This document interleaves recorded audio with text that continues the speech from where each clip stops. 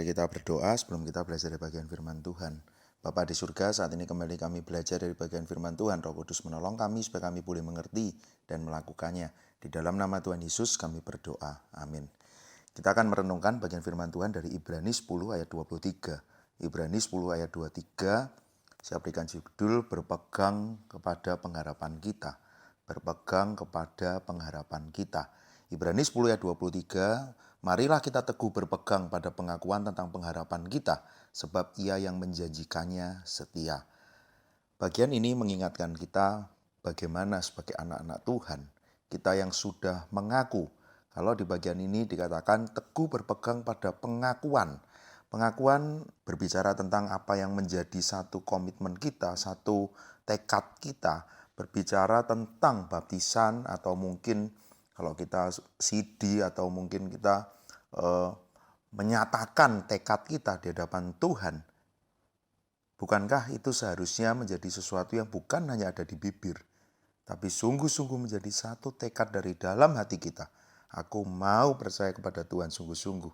Aku mengaku Dia sebagai juru selamatku. Aku mau hidup mengikut Dia. Tapi bukankah seringkali tidak mudah?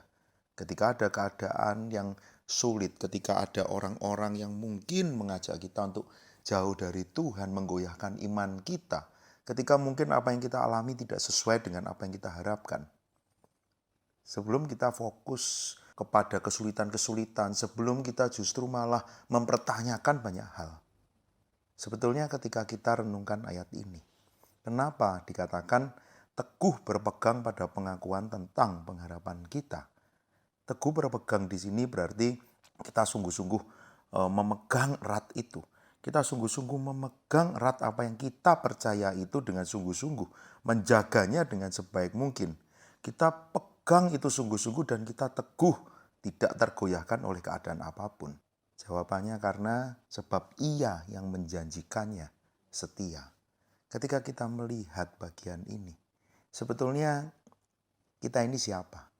Ketika kita boleh menjadi anak Tuhan, ketika kita boleh menyatakan tekad kita, sebetulnya itu adalah anugerah dari Tuhan.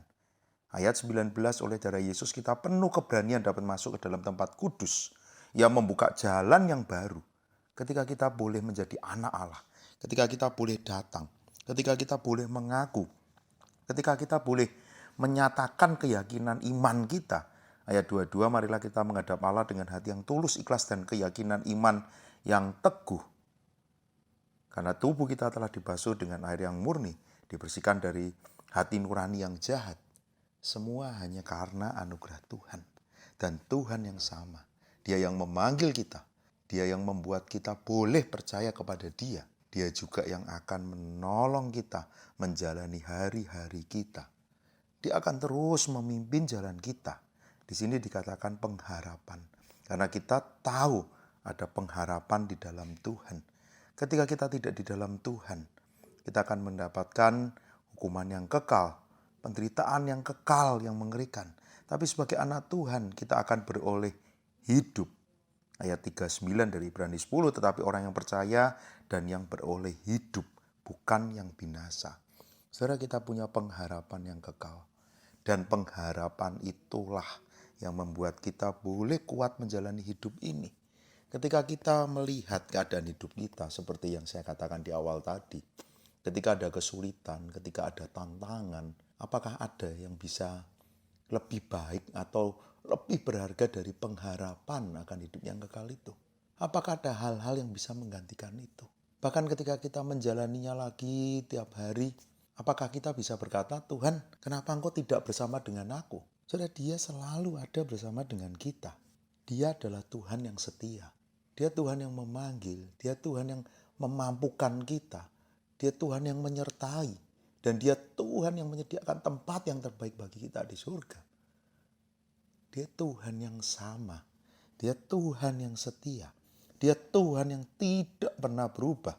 Apakah kita masih bisa berkata, di mana Tuhan? Apakah Tuhan selalu menolongku dalam keadaanku yang sulit? Semoga hari ini kita diingatkan. Dia selalu ada. Bagaimana dengan kita sekarang? Apapun yang kita alami, lihatlah pengharapan itu. Ingatlah siapa Tuhan kita. Ingatlah terus bagaimana Dia selalu bersama dengan kita. Terus dekat dengan Dia. Terus berjalan bersama dengan Dia. Tetaplah setia.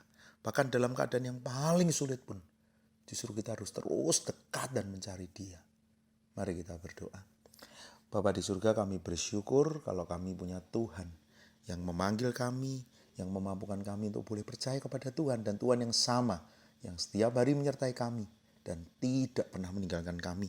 Bahkan Tuhan yang kami tahu akan memberikan tempat yang terbaik di surga, yang menantikan kami, yang menjadi pengharapan kami. Ampuni Tuhan, ketika ada masalah seringkali kami justru meninggalkan Tuhan. Kami lebih fokus kepada kesulitan-kesulitan kami. Bahkan kami mempertanyakan penyertaan Tuhan. Ampuni kami Tuhan. Bila kami mau terus dekat, mampukan kami untuk sungguh-sungguh percaya kepadamu. Di dalam nama Tuhan Yesus kami berdoa. Amin.